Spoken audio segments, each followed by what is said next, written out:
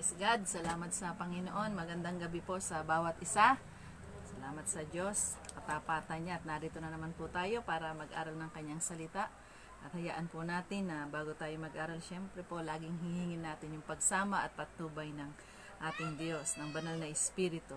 Salamat sa Panginoon. Tayo po yung manalangin.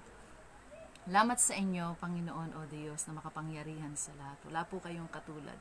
Wala po kayong katulad. Napakabuti niyo po, O Diyos. Salamat sa mga pagkakataong ibinibigay niyo po sa amin na makalapit po kami sa inyo. Mga pagkakataong ibinibigay niyo na makapag-aral po kami ng inyong salita. Tandalangin po namin palagi. Samahan niyo po kami. Pangunahan niyo po kami. Lord, apart from you, wala kaming magagawa. Ang nais namin ang pagsama niyo. Ang nais namin ang pangungunan niyo po, banal na Espiritu. Kaya po sa oras na ito, dalangin po namin. Pakalinisin niyo kami. Sanctify us. Gawin niyo po kaming karapat dapat sa inyong harapan. At patuloy na makapagbigay kami ng kaluguran sa inyo, O Diyos. Ang buhay na ito, Panginoon. At habang nag-aaral kami ng inyong salita, maparangalan po kayo sa inyong masentro, Panginoon. Mabigyan namin kayo ng kaluguran, Panginoon. Kaya lukuban niyo po kami ng inyong banal na dugo. Salamat, O Diyos. Lord, apart from you, wala akong magagawa. Kaya ang patuloy na panalangin ko ang pagsama, ang pangungunan niyo, ang karunungan at ang kaalamang nagmumula sa inyo. Ganon din po sa bawat makikinig. Hayaan niyo po, Panginoon, sama-sama po kaming mabigyan namin kayo ng kaluguran habang nag-aaral kami ng inyong salita. At kung merong manunood, O Diyos, na may mga pinagdadaanan, may mga problema, may mga karamdaman, kayo ang kasagutan, Panginoon. Sa inyo namin makukuha ang tunay na kaligayahan, ng kagalingan, Panginoon. Kaya salamat po sa inyo, O Diyos. Salamat po sa pagkakataong ito na narito na naman kami para mag-aral ng inyong salita. Salamat po sa inyong gabay at patnubay sa pangalan ni Jesus. Amen. Salamat sa Panginoon. Magandang gabi, Mary. God bless. Salamat sa Panginoon. At patuloy po natin yung pag-aaral natin ng kanyang salita. Dito po tayo sa John. Nasa John pa rin po tayo. Chapter 4. Sa chapter 4 po tayo. Ang babasahin po natin ay verse... Mag-start po tayo sa 39. Basahin po muna natin mula sa verse 39. Maraming Samaritano sa bayang iyon ang sumampalataya kay Jesus dahil sa sinabi ng babae na alam ni Jesus ang lahat ng ginagawa niya. Kaya pagdating ng mga Samaritano kay Jesus, hiniling nila na manatili muna siya roon sa kanila. At nanatili nga siya sa kanila ng 2 araw. Dahil sa pangangaral niya, marami sa kanila ang sumampalataya.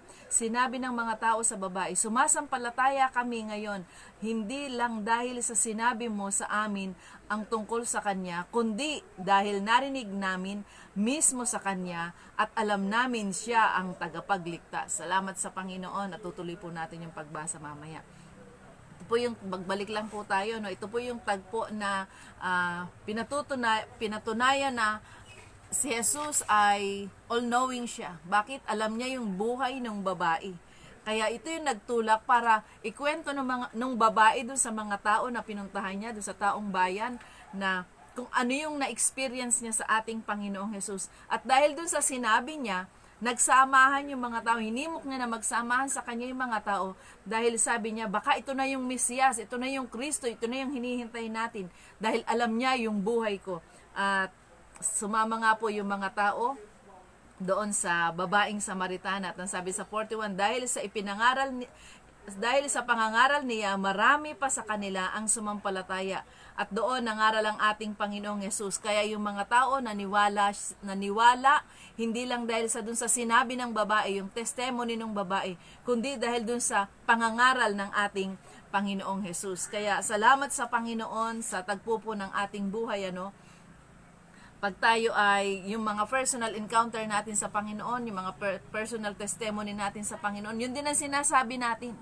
Doon din nagpapasimula, pag may na-experience ka sa Panginoon, doon din nagpapasimula at ikukwento mo, naghahanap ka ng mga taong mga mapagsasabihan mo na ginawa sa iyo ng ating Panginoong Hesus. Hindi tayo mapipigil at naghahanap tayo at kwento natin at i-encourage natin sila na sumampalataya rin, tanggapin din ang Panginoon bilang personal na tagapagligtas para ma-experience din nila yung na-experience natin, kung paano natin nararamdaman yung presensya ng Diyos. Yun din ang nais natin para sa kanila. Kagaya nga po, di po ba ang Book of Gospel of John, ito po ang isa sa nais ni Juan the Beloved na sumampalataya yung mga tao sa ating Panginoong Hesus na siya ang Kristo, na siya ang tagapagligtas, siya ay Diyos, makapangyarihan sa lahat. Yun kasi ang main goal ni Juan, ang himukin ng mga tao na sumampalataya sa ating Panginoong Hesus. Kaya, salamat sa Panginoon. Alala niyo po, bago siya tuluyang makit sa langit ang ating Panginoong Hesus, di po ba sinabi dun sa Luke 24:49, magi-stay muna sila sa isang lugar para hintayin yung isusugo ng Ama, kahalili ng ating Panginoong Hesus. Ito po yung banal na Espiritu. At pagdating dun sa Acts chapter 1 verse 8, sinabi po ron, ano yung benefits pag ang banal na Espiritu ay dumating? Ano ang sabi? Bibigyan to ng kapangyarihan na masabi natin yung mga patotoo natin, yung personal experience natin sa Panginoon. At kailangan din natin ang pagsama ng banal na Espiritu. Bakit?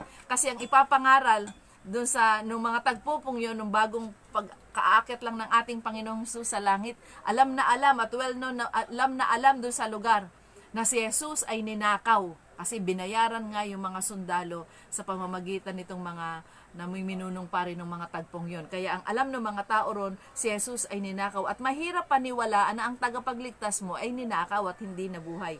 Kaya talagang kailangan yung pagsama ng banal na Espiritu. Lalo na po sa atin, sa kapanahunan ngayon, ginagawa na ng kaaway ang lahat ng paraan. At salamat sa Panginoon, alive na alive, buhay na buhay ang banal na Espiritu para sa kanyang mga anak. Kaya binibigyan niya tayo ng, ano sabi dun sa Acts 1:8, bibigyan niya tayo ng kapangyarihan para maipangaral natin ang salita ng Diyos sa iba't ibang lugar. Kaya itong babaeng ito, yung na-experience niya, yun ang nagtulak sa kanya. Inuulit ko po, kagaya nung pinag-aralan natin ng mga nakaraan, yung itong nagtulak sa kanya para pumunta dun sa mga tao. Hindi niya naintindi kung anong klaseng buhay meron siya. Ang mahalaga, masabi niya kung ano yung narinig niya dun sa ating Panginoong Hesus. At salamat, hindi siya nabigo. Bakit? Kagaya nung pinag-aralan natin kagabi, it's harvest time. Bakit? Dumarating na yung mga tao. Dumarating yung mga tao na kung saan ay, kagaya pong binasa natin, tinanggap, sumampalataya sila sa ating Panginoong Hesus. Hindi lang dahil dun sa sinabi nung babae. Kaya salamat sa Panginoon, napakabuti po ng Diyos. Sa pagsama ng banal na Espiritu, makukuha nating makapag-share ng Word of God. Makukuha natin, tutulungan tayo, kaya magagawa natin yung ipinagagawa ng Diyos sa atin. Kagaya ng ating Panginoong Hesus, ang pagkain niya ay gawin ang kalooban ng Ama. Ganon din po para sa bawat isa sa atin, para mabigyan natin ng kaluguran ng Diyos. Ibahagi po natin kung ano yung nai-experience natin sa Panginoon. Kaya kailangan everyday, meron tayong personal experience o encounter with the Lord para may masabi tayo. Para ang patotoo natin, bago ng bago, iba ng iba. Hindi yung 20 years, yun ang patotoo mo hanggang ngayon. Yun pa rin ang patotoo mo. Kailangan everyday, meron tayong nai-experience sa Panginoon. Para laging bago. Sabi nga, they are new every morning. Every morning, bawat araw, merong panibagong pakikipagbaka, panibagong pagtatagumpay na ginagawa ang Diyos sa bawat isa sa atin. At ito ang sasabihin natin sa mga tao. Amen? At pag personal experience mo at napagtagumpayan mo talaga, kahit anong mangyari, hindi mababago yung testimony mo. At talaga mapapatutuhanan mo, tatayuan mo na ginawa sa iyo ng ating Panginoong Hesus. Kaya, ang banal na kasulatan po, kung babasahin po natin, ito po'y punong-puno ng mga patotoo, kasaysayan ng mga tao kung papaano silang kinatagpo, papaano silang ginamit ng Diyos. Magmula po sa lumang tipan, mga personal experience nila, personal encounter sa ating Panginoon, paano sila ginamit, papaano na nangusap ang Diyos sa kanila hanggang sa bagong tipan. At hanggang sa kasulukuyan po, ang ipinapangaral natin kung ano yung nasa Bible at kung ano yung na-encounter natin sa ating Panginoong Diyos. Kaya mahalaga na everyday meron tayong experience with the Lord. Hindi yung may patotoo na ako 20 years ago, kaya tuwing magpapatotoo ka, yun at yun. Kung mag-share ka, yun at yun. Mga kapatid, maganda yun, totoo yun. Pero mas maganda, lagi tayong may personal na i-experience sa ating Panginoong Hesus para laging bago. Kasi yun ang gusto ng Diyos. Everyday, bibigyan niya tayo ng karanasan sa Kanya. At yun ang nais niya para sa bawat isa sa atin. At yun ang ibabahagi natin sa iba. Kaya ang banal na kasulatan, punong-puno siya na mga patotoo, mga experience na mga lingkod niya hanggang ngayon. Every time na lumalapit tayo sa Diyos, every time na nag-yield tayo sa Kanyang presensya, every time na ginagawa natin yung ministry natin, nagsisikap tayong maparangalan ng Diyos sa buhay ng bawat isa sa atin, may panibagong karanasan, may panibagong ginagawa ang Diyos, at yun ang panibagong sasabihin natin sa mga tao. Chapter 4, verse 43 na po tayo. Pagkatapos ng 2 araw na pamamalagi roon ni Jesus, umalis siya papuntang Galilea. Lumipat na uli ng lugar ang ating Panginoong Jesus. Mula dun sa Samaria, patungo po kasi siya ng Galilea. Nag-stop over lang. Di po ba? Anong usual na ginagawa ng mga pure-blooded Jews? Umiikot sila ng malayo kasi ayaw nilang dumaan dun sa Samaria. Ang Samaria po kasi ang shortcut patungo doon sa Galilea. Ayaw nila. Bakit? Kasi kagaya po nung pinag-aralan natin, ayaw nilang makiminggel. Bakit? Itong mga Samaritano ay mga may halong ibang dugo. Mixed race ba? May mga hindi sila pure na Hudyo lang. At ayaw ng mga pure-blooded na Hudyo na makihalo sa kanila. Kaya instead na dadaan sila sa shortcut sa Samaria, long cut sila. Pero kagaya ng lagi nating sinasabi, hindi naaapektuhan nito ang Diyos. Kaya ang ginawa ng Panginoon, doon siya dumaan sa Samaria at doon huminto pa siya. Hindi siya nagmadali, huminto pa siya at marami pang himala, marami pang nakakilala sa Panginoon doon sa lugar na yon. At ginamit nga ang babaeng ito. Di po ba nakakatuwa? Ang ginamit ng Diyos, ng ating Panginoong Jesus, para malaman at makarinig ng kabutihan ng Diyos, ng pag-ibig ng Diyos, yung mga taga-Samaria, ay isang babae.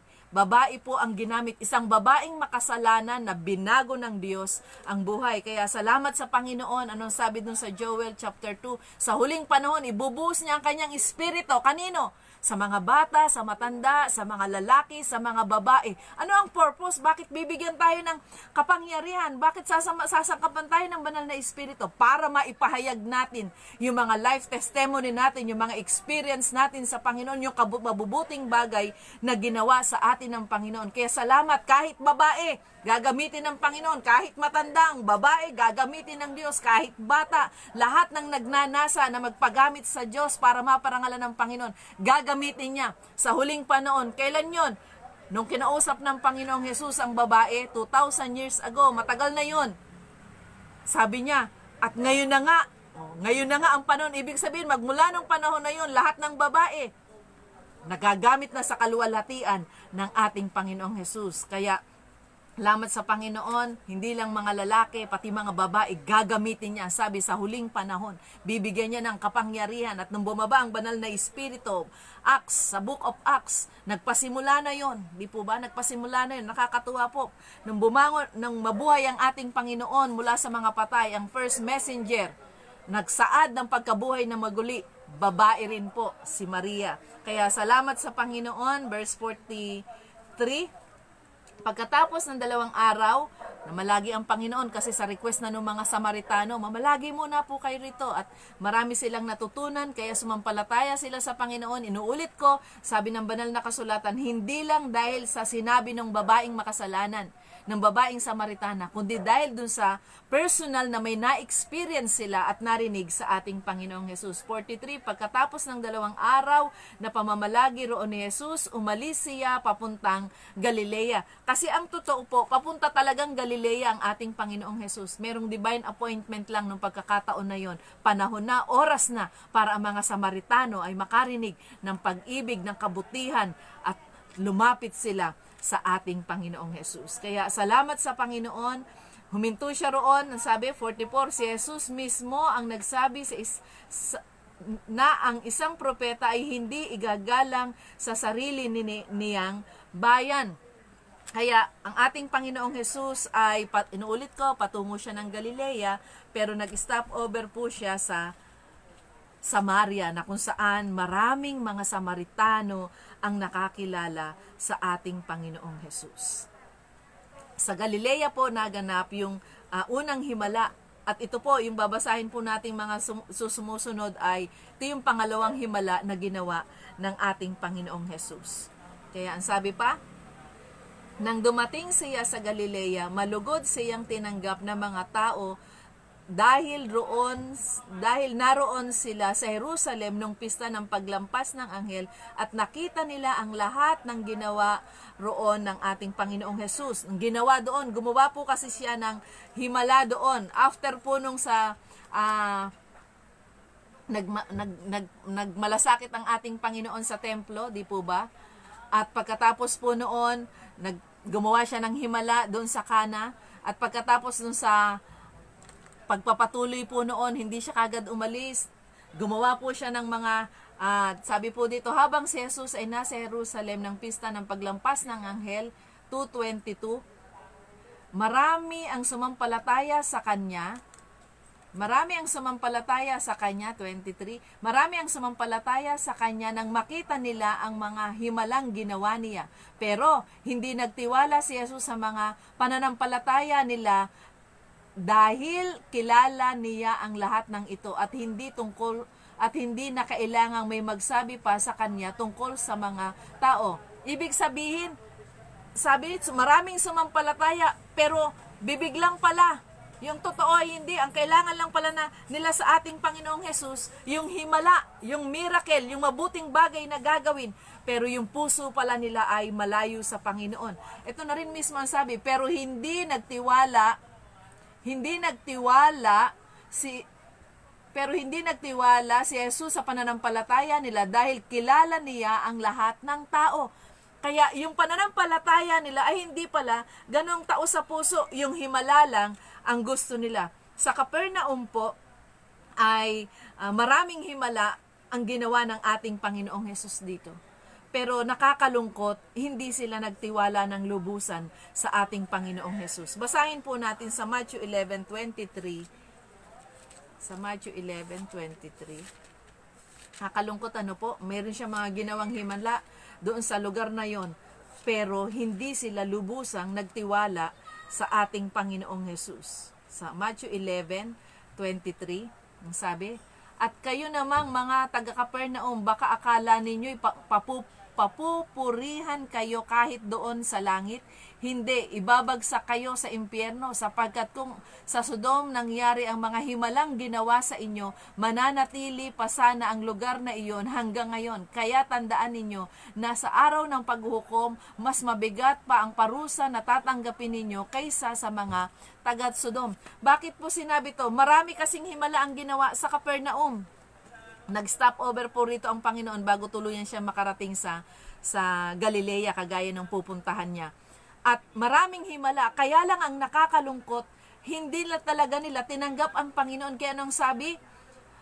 Nakakalungkot, dahil akala nila pupunta sila sa langit, hindi, ibabagsak kayo sa impyerno sapagkat kung sa Sodom pa nangyari ang mga himalang ginawa sa inyo. Ibig sabihin, maraming ginawang himala. Sa banal na kasulatan, magmula sa Mateo chapter 5, chapter 8, chapter 9, yung mga himala na Diyos na ginawa sa Capernaum. Kaya lang, hindi talaga yung relasyon sa Panginoon ang gusto nila. Yung himala lang, yung mabubuting bagay lang na ginagawa ng Diyos, ang nais pala nila. Kaya ang hatol, anong sabi ng ating Panginoong Hesus, kala nyo pupunta kayo sa langit? Hindi. Kung sa Sodom pa sana ginawa yung mga himala, baka naniwala sila. Ibig sabihin, hindi porque naka-experience ka ng himala, hindi porque naka-experience tayo ng himala, langit na ang pupuntahan natin.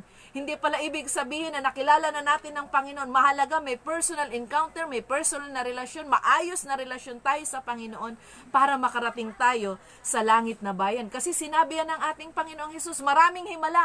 Kaya hindi pala ibasihan ng katunay na pagpunta sa langit ang himala. Oo, naka-experience ng himala ang bansang Israel mula sa Ehipto. Maraming signs, maraming dakilang bagay na ginawa ang Diyos sa Ehipto. Patungo sila sa lupang pangako. Pero ang nakakalungkot, walang personal talagang relasyon ang mga Israelita sa ating Panginoong Hesus. Kaya anong sabi? Babalik po tayo sa lumang tipan. Lahat ng lumabas sa Ehipto, hindi nakapasok sa lupang pangako. Bakit? Repeatedly, pinoprovoke nila sa pagkagalit ang ating Panginoong Hesus. Kaya ganun din ang sinabi niya sa Capernaum. Maraming himalang ginawa sa inyo, maraming himalang nasaksihan kayo, pero akala nyo pupunta kayo sa langit. Kaya hindi pala basihan na may himala kang na-experience. Pero kung ang relasyon mo sa Diyos ay hindi maayos, hindi basihan to para makarating ka sa langit na bayan. Kaya salamat sa Panginoon, mahalaga na na maayos yung relasyon natin sa Panginoon. Individual, kanya-kanya po tayo ng kaligtasan. Hindi porke pastor ang tatay, okay na yung anak. Hindi po. Pastor ang tatay, kailangan yung anak magsikap din. Dahil kanya-kanya ang kaligtasan. Hindi porke naka-experience ka ng himala, sapat na yon para langit ka. Hindi pala. Kagaya ng binasa natin. Kapag hindi naging maayos ang relasyon natin sa Panginoon, walang halaga ang himala. Kaya salamat sa Panginoon. Sa Capernaum, marami siyang ginawa, kagaya nung binasa natin sa Mateo, marami siyang ginawang himala. Pero hindi talaga sila naniwala sa Panginoon. Yung himala lang ang gusto nila sa ating Panginoon. Yung mabubuting bagay lang ang gusto nila sa ating Panginoong Jesus. Kaya tulungan tayo ng Diyos, patuloy tayong lumapit sa Kanya, na habang nakaka-experience tayo ng mabuting bagay sa Panginoon, magtulak ito para lumapit tayo sa Kanya. Kung kayo nakaranas ng kagalingan sa Panginoon, maging dahilan nito para lalo kayong lumapit sa Panginoon. Kung ang Diyos ay may ginawang mabuting bagay sa inyo, maging dahilan nito para wag kayong lumayo sa Panginoon. At habang nai-encounter, magkakaroon tayo ng personal na relasyon sa Kanya, personal encounter with Him, habang patuloy tayong lumalapit sa Kanyang presensya, maging dahilan nito para manatili tayo sa Panginoon. Huwag naman sana pagkatapos ng maraming himala, marami tayong mabubuting bagay na nakita sa Panginoon, ginawa sa atin ng Panginoon, kagaya ng sa Capernaum, sa impyerno rin pala ang punta. Nakakalungkot po. Kaya salamat sa Panginoon, hindi lang himala ang magiging dahilan, basihan para makarating tayo sa langit. Kasi ang sabi ng Mateo 7:21, hindi lahat ng tumatawag sa akin pagpupunta sa langit. Kahit kilala natin si Jesus, kahit tinanggapan natin siya bilang personal nating tagapagligtas, kung hindi natin ginagawa yung bahagi natin, sayang. Anong sabi ng 2 Corinthians 7:1? Lumakad tayo ayon sa nais niya nang may kabanalan at matakot tayo sa ating Panginoong Jesus. Kaya kahit maraming himalang na-experience ikaw sa buhay mo, kung hindi tayo magpapatuloy, walang halaga ito sa harapan ng Panginoon. Mateo 11:23 at saka 24. Kaya salamat sa Panginoon. Inuulit ko, sa Capernaum, marami silang na-experience na himala na ginawa ng Panginoon. Pero ang hatol sa kanila, impyerno ang punta nila. Kaya kahit maraming himala sa buhay nating ginawa ang Diyos, kailangan ayusin natin yung personal na relasyon natin sa Kanya. At ang Diyos ang patuloy na maparangalan. Kaya ang nais ng sumulat ng Gospel of John, hinihimok niya tayo. Nakilanlin natin ang Panginoon, maniwala tayo sa Kanya, i-embrace natin siya'y tagapagligtas, matakot tayo sa Kanya, gawin natin siyang Panginoon ng ating buhay, at siya ang masunod, na kung papaanong si Jesus, ang pagkain niya ay gawin ang kalooban ng Ama, ganun din tayo, gawin natin yung kalooban ng ating Panginoong Jesus sa ating mga buhay, lumakad tayo ng may kabanalan, sa tulong at biyaya ng banal na Espiritu, magagawa po natin yan. Kaya, salamat sa Diyos, marami pa. Doon sa 2 araw na yon, na pag-stay niya doon sa Samaria, marami ang tumanggap, marami ang nakakilala dahil narinig nila at sila ay naniwala, hindi lang doon sa sinabi ng babae. Kaya salamat sa Panginoon. Basahin po natin yung 1 Corinthians chapter 1 verse 22. Kung ano yung sinasabi rito. 1 Corinthians 1:22. Ang mga Hudyo ay ayaw maniwala hanggat walang nakikitang himala, at ang mga Griego naman ay humahanap ng mga sinasabi nilang karunungan. Kaya dito po sa verse 48, basahin po natin, 46 mag-start tayo. Bumalik si Jesus sa bayan ng Cana sa Galilea, kung saan ginawa niyang alak ang tubig. Doon ay may taong opisyal na namamahala na ang anak na lalaki ay may sakit at nasa Capernaum. Kaya binanggit ko po yung Capernaum kanina. Nang mabalitaan niyang bumalik si Jesus sa Galilea mula sa Judea, pinuntahan niya ito. Nakiusap siya kay Jesus na pumunta sa Capernaum at pagalingin ang anak niyang nag-aagaw buhay. Kaya binanggit ko po, marami ng himala ang ginawa ang ating Panginoong Jesus sa Capernaum. Pero ang gusto ng opisyal, bumalik ang ating Panginoong Jesus. Merong isa pong centurion din po, na kapitan. Pero nung nangailangan siya ng kagalingan para dun sa kanyang alila, hindi niya na pinababalik ang ating Panginoong Jesus. Ang sabi niya, magsalita lang po kayo, gagaling na ako. Pero dito, itong opisyal na to, ang gusto niya, bumalik pa ang Panginoong Hesus, kagaya po nung binasa natin sa Korinto, kasi ang mga Hudyo, hindi sila maniniwala hanggat walang himala. Kaya ang gusto niya, ang ating Panginoong Hesus, bumalik dun sa Capernaum at ipag-pray at dun i-declare yung kagalingan. Kaya binanggit ng ating Panginoong Hesus. Ano sabi? Sinabi ni Hesus sa kanya, hanggat hindi kayo nakakakita ng mga himala at kababalagan, hindi kayo naniniwala sa akin. Buti pa yung mga Samaritano, yung babaeng Samaritana. Di po ba? Ano ang sabi? Kaya doon sa binasa natin sa 1 Corinthians chapter 1 verse 22, kailangan muna ang ebidensya, kailangan muna ang himala para maniwala ang mga Hudyo. At ang mga Grego naman, kailangan magaling, matalino, talagang mahahanga ka sa mga sinasabi. Kaya binanggit ito ng ating Panginoon. At hindi sinunod ng Diyos yung opisyal ng pamahalaan na bumalik siya roon. Kasi kagaya nga ng sinabi niya, ang gusto ng mga Hudyo para maniwala sila kay Jesus, may himala, merong matinding ginawa ang Panginoon para maniwala sila. Kaya ano ang sabi ng Panginoon? Inutusan niya itong opisyal na ito. Ang sabi niya, 50. Sinabi ni Jesus sa kanya, pwede ka nang umuwi, magaling na ang anak mo.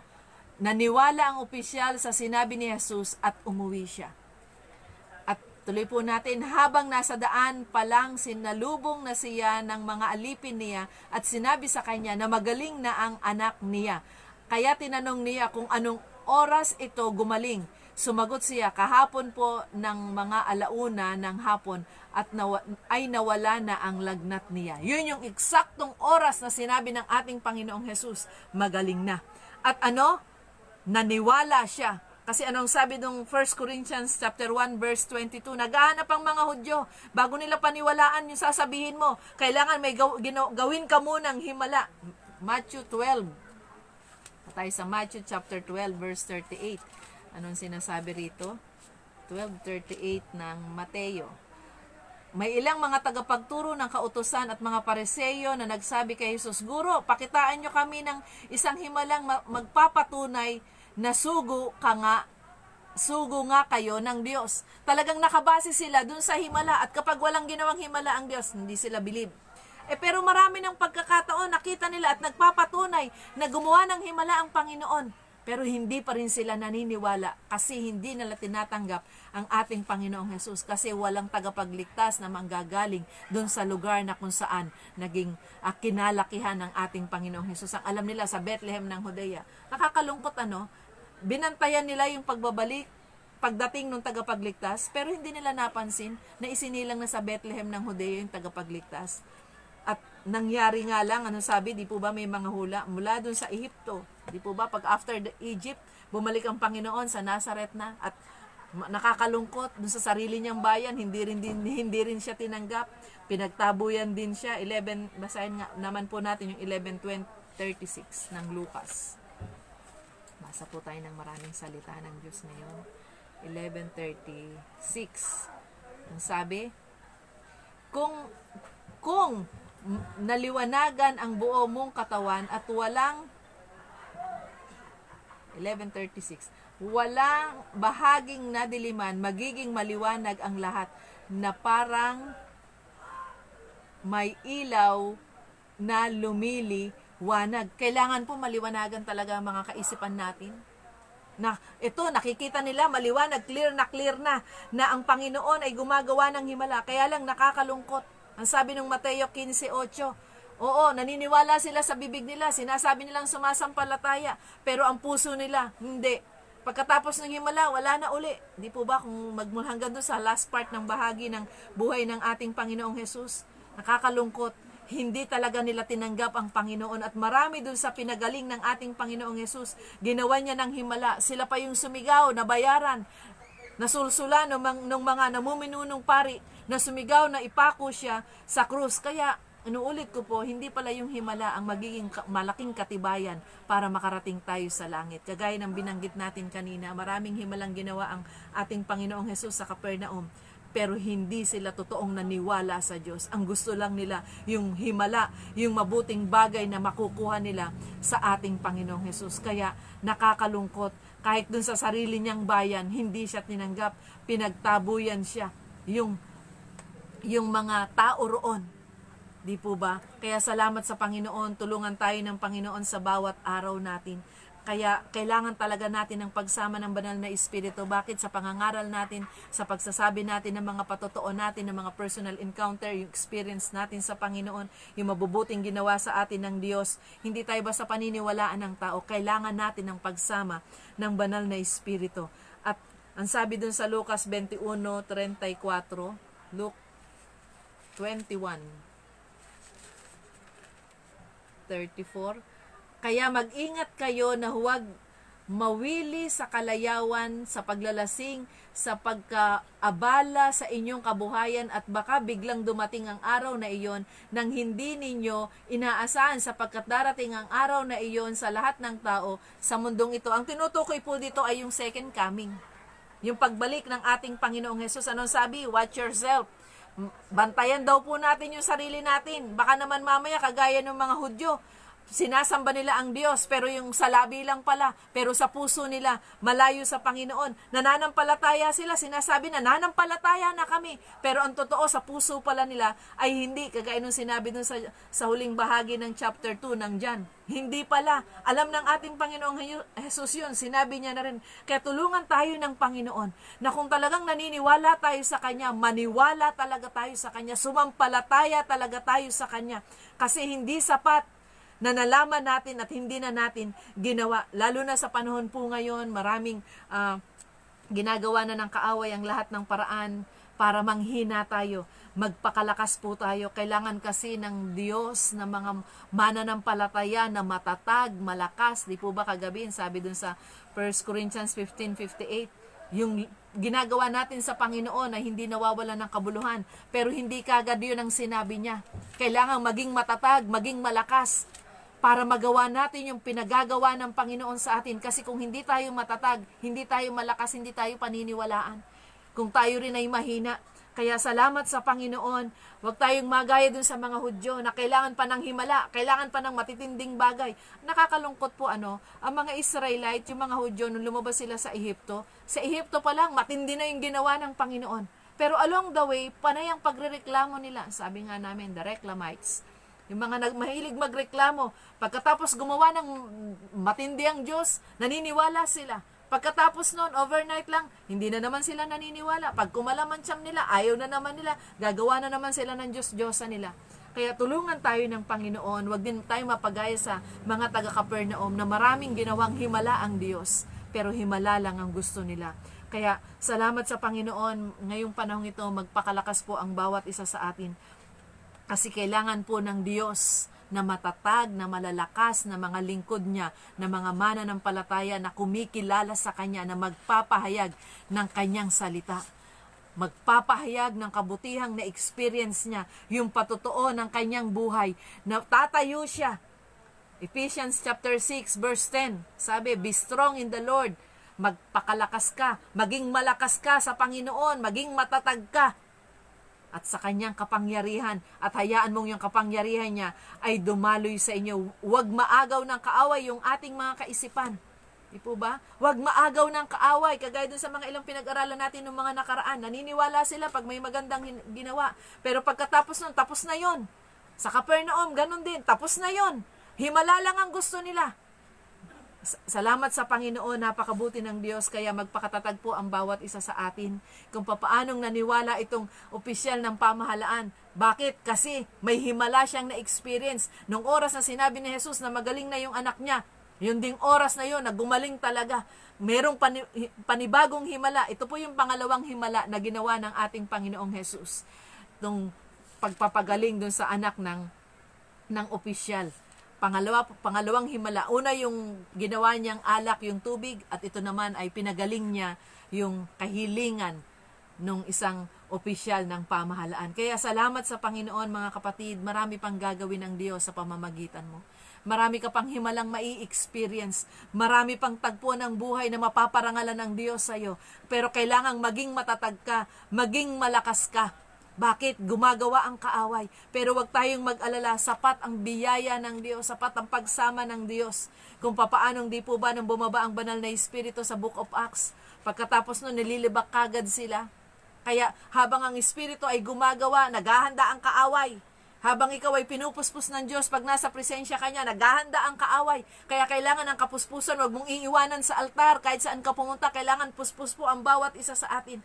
Para nang sa ganun, huwag maagaw ng kaaway yung pananampalataya natin. Para nang sa ganun, huwag maagaw ng kaaway yung kalakasan na ibinibigay sa atin na nakukuha natin sa Panginoon. Kapag umalis ka dun sa altar o kung saan ka nanalangin, naramdaman mo yung presensya ng Diyos, baunin mo yun. Kahit saan ka pumunta, baunin mo yun. Yung presensya ng Panginoon na yun. Sabi mo, Lord, ayoko nang umalis. Bakit?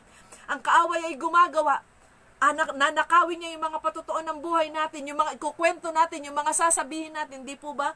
Kagaya ng sinabi ko kanina, ang banal na kasulatan ay punong-puno ng personal experience, encounter ng mga tao sa ating Panginoong Diyos. Mga patutuon ng mga ginamit niyan, La Pablo, yung mga alagad, patutuon nila kung paano sila tinulungan ng Panginoon na kahit na mga pangit na yung sitwasyon, kaya maraming naniwala. Bakit? Kahit na nahihirapan na sila, nakapagpapatuloy pa rin. Sa panahon na matindi ang pag-uusig, marami ang dinadagdag. Marami ang tumatanggap sa Panginoon. Sa panahon na bumaba ang banal na Espiritu sa Book of Acts, di po ba nagsalita si Pedro? 3,000 ang tumanggap sa Panginoon. Panahon yun na nililibak sila, pero dahil puspos sila, binaon niya yung kapuspusan sa kanyang pananalita. May nadagdag uli. Chapter 4, verse 4, 4,000 na lalaki. Ganon din po para sa bawat isa sa atin. Habang nai-experience natin yung kabutihan ng Panginoon, patuloy tayong lumapit sa Kanya at huwag nating iiwanan yung kapuspusan, huwag nating iiwanan, dalin po natin, baunin natin para lagi tayong maging matatag. Naghahanap ang Diyos. Sabi nga, it's harvest time. Naghahanap ang Diyos ng mga mang-aani. Kaya ano sabi, manalangin tayo sa Panginoon ng mga ani na magpadala pa. Kapatid, isa ka roon na gagamitin ng Panginoon. At kung ginagamit ka na, magpakatatag ka. Ephesians chapter 6 verse 10, magpakatatag ka. Kasi gagaway ng kaaway ang lahat ng paraan para panghinain ka, para huwag ka nang mangaral. Bibigyan ka ng mga karamdaman, ano pa mang pagsubok. Pero pag matatag ka at ang presensya ng Diyos ay buhay na bahis sa iyo, hindi niya maaagaw ito na kahit may problema, na kahit may pagsubok, kagaya ng mga alagad, mga apostol, mga lingkod niya sa luma at bagong tipan, nakapagpatuloy sila. Bakit? Yung presensya ng Panginoon, yung pagsama ng banal na Espiritu ang nagtatawid sa Kanya. Kaya kung papaanong itinawid yung mga mananampalataya na naririnig natin, lumang tipan, bagong tipan, o sa kasalukuyan na naririnig nating mga patotoo, ang patotoo mo ay gagamitin din ng Panginoon. Kaya patuloy na bantayan natin yung mga personal natin na patotoo dahil aagawin ng kaaway yan. Pero sapat ang biyaya ng Diyos. Tutulungan niya tayo, itatawid niya ang bawat isa sa atin at magpatuloy po ang bawat isa dahil marami pang nangangailangan. Malapit nang dumating ang Panginoon. Gamitin ang bawat isa sa atin para marami pang madala sa langit na bayan. Wag po tayong maghintay ng maraming himala. Magandang maraming himala. Marami silang mabubuting bagay na nakikita. Pero hindi yun ang magdadala sa atin sa langit. Ang magdadala talaga sa atin sa langit, yung personal encounter, yung personal na maayos na relasyon natin sa Panginoon. Kaya salamat sa Diyos kung paano niyang sinabi sa Capernaum na marami ng himala, pero impyerno pa rin ang punta nila. Bakit? Hindi totoo silang naniwala. Maniwala tayo, patuloy tayong sumampalataya, lumakad tayo ng may kabanalan sa harapan ng Diyos at gagamitin ka patuloy ng Panginoon. At hindi ka lang basta gagamitin, mapaparangalan ng Diyos sa buhay mo. Ang pagkain ng Panginoong Jesus, ang sabi niya sa mga unang bahagi, di po ba ng chapter 4 o sa huling bahagi ng chapter 4, bago po yung dito sa tinatalakay natin, ang gawin ng kalooban ng Ama, makapagbigay kaluguran sa Diyos. Kapatid, yan din po ang dapat nating gawin, makapagbigay kaluguran tayo sa Panginoon. Salamat sa Panginoon sa gabing ito, kung papaanong naniwala yung pinuno, yung opisyal ng pamahalaan. Maniwala tayo kahit wala pa tayong nai-experience na himala sa ating buhay. Totoo si Jesus. Totoo siya. At kahit wala ka pang nararamdaman o hindi ka pa naka-experience ng kagalingan dahil hindi ka pa naman nagkaroon ng matinding karamdaman na pinagaling ka talaga ng Panginoon, maniwala ka at ipahayag natin sa bawat isa, si Jesus ay nagpapagaling, lalo na sa bansang Pilipinas o sa ibang bansa. Kalat ang coronavirus ngayon, pero ang totoong pag-asa talaga ng bawat isa ay ang ating Panginoong Jesus. Huwag nating i-focus yung ating isipan sa coronavirus. Focus po natin ang ating mga isipan sa gagawin ng Panginoon dahil may mabuting bagay na gagawin ng Diyos. Salamat sa Panginoon kasama ka doon sa gagamitin ng Panginoon. Kaya magpakatatag, magpakalakas ka. May mabuting bagay na gagawin ng Panginoon. Binubus niya ang kanyang espiritu at salamat sa Diyos. Kasama ka roon, kasama ako roon at gagamitin niya tayo sa pangmalawakang pag-aani ng mga kaluluwa at magbibigay kaluguran sa ating Panginoong Jesus. Salamat sa Panginoon. Tayo po'y manalangin. Salamat sa inyo, O Diyos, napakabuti nyo. Lord, tulungan nyo nga po kami na wag lang kaming kumilos dahil may mabuting bagay kayong ginagawa sa amin. Kundi gawin namin yung pinakamabuti namin dahil mahal namin kayo, Panginoon.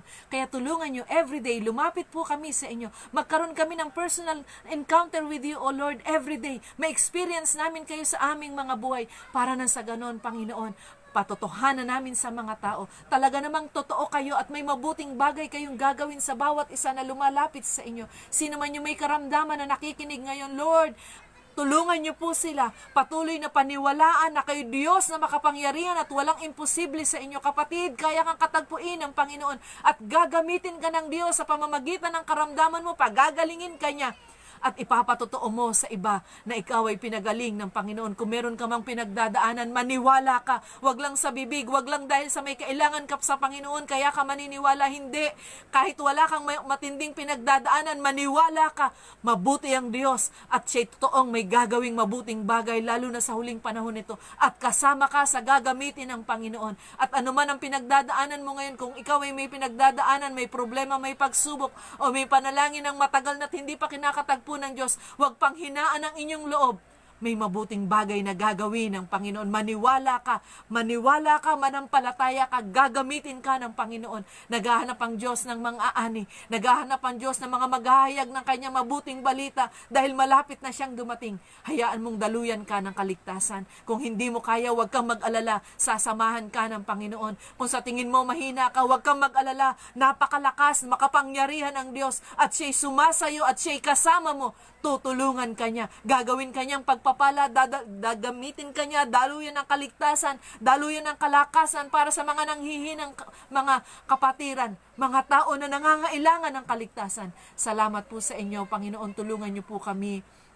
Huwag kaming mapagaya dun sa sinasabi nyo na ang himala lang ang gusto at pagkatapos ng himala ay tumatalikod na uli. Tulungan nyo po kami na kahit walang himala, makapagpatuloy kami sa inyo, O Diyos. Abutin nyo ang inyong mga anak saan man sila naroroon, yung mga kapatiran na nasa trabaho. Lord, touch them. Bigyan nyo po sila ng kalakasang physical. Sino man ang may karamdaman, we release healing, O Lord God. Taas po namin sa inyo ang pamilya ng Pastora Evelyn, O Lord God. We pray protection, Panginoon. Kayong patuloy na kumilos, O Diyos, kagalingan, Panginoon, at kayong patuloy, O Diyos, na maparangalan sa buhay ng bawat isa. Lord, yung mga nagtatrabaho na sa ibang bansa, pumunta para magtrabaho, pero nangangaral na ngayon, nakikibahagi na sa pangangaral. Tulungan niyo po sila, Panginoon. Bigyan niyo sila ng kalakasang physical. Bigyan niyo sila ng mga pangungusap. Kung ano yung sasabihin nila, samahan niyo po sila, O Diyos. At everyday, patuloy na lumapit sila. At huwag nilang tignan yung kahinaan nila. Huwag nilang tignan, Panginoon, yung mga pangit na nakaraan. Ang tignan nila yung gagawin niyo sa kanilang mga buhay, O Lord God. Ganon din para sa bawat isa. Salamat po sa inyo sa katapatan nyo.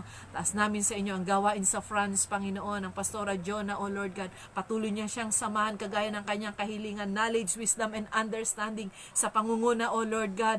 Ang gawain, Panginoon, sa Egypt, si Pastora Maricel, O Lord God, patuloy na samahan niyo siya. Ang inyong pagkilos ng banal na Espiritu, O Diyos, ay patuloy na dumaloy, Panginoon, every time na tinatayo niyo ang mga lingkod na ito. Ang gawain, Panginoon, sa Italy, O Lord God, sa iba pang bansa, Panginoon, sa Korea, Panginoon, ang Pastora Never, O Lord God, ang mga pastor, mga manggagawa ng Taiwan, Panginoon, ang gawain sa UAE, O Lord God, tinataas po namin sa inyo ang inyong mga anak doon, O Lord God, sina Pastora Feli, Panginoon, sa Qatar, bless them, O Lord God, patuloy na gamitin niyo sila, Panginoon, patuloy na kasangkapanin niyo sila para maparangalan ang inyong pangalan, O Lord God, at kayong patuloy na kumatagpo sa bawat pangangailangan nila, O Lord God, gawain sa Hong Kong, sa Macau, sa Korea, O Lord God, sa Singapore, Panginoon, si Rems, Panginoon, kayong patuloy na kumilos, si Tel, O Lord God, sa Vietnam, Panginoon, si Rap, mga kapatid sa Amerika, O Lord God, ang Pastor Jordan, O Lord God. Salamat, Panginoon, at sa iba't iba pang bansa, Panginoon.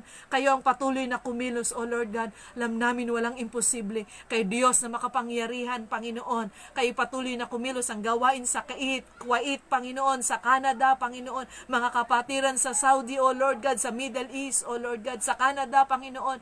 Kayong patuloy na maparangalan, samahan niyo po at sa marami pang bansa, O Diyos. Salamat, O Diyos. Napakabuti nyo.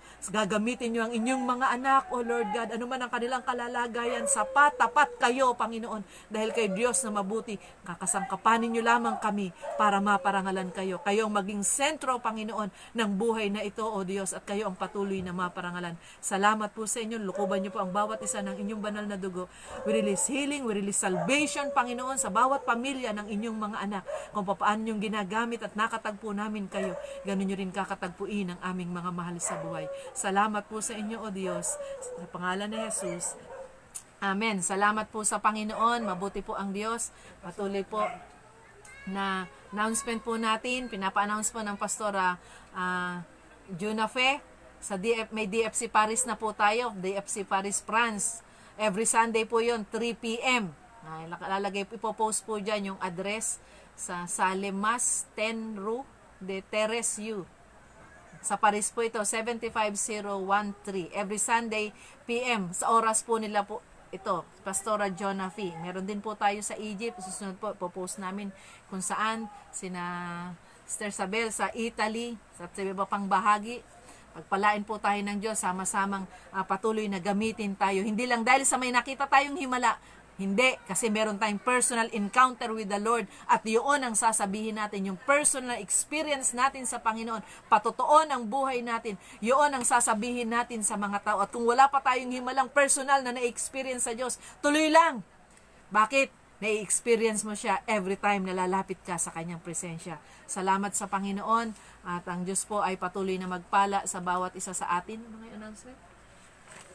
Patuloy na maparangalan ang bawat isa. Sa buhay natin, maparangalan po ang Diyos. Magandang gabi po sa bawat isa. Bukas po, magkita-kita po ulit tayo. At ang Diyos ang patuloy na mabigyan natin ng kaluguran sa ating buhay. Gandang gabi po. Hello, Cindy Ketch. Pastor Pedro Gondraneos. Magandang gabi po sa inyo. Hello, Pastor Alex. At sa bawat isa.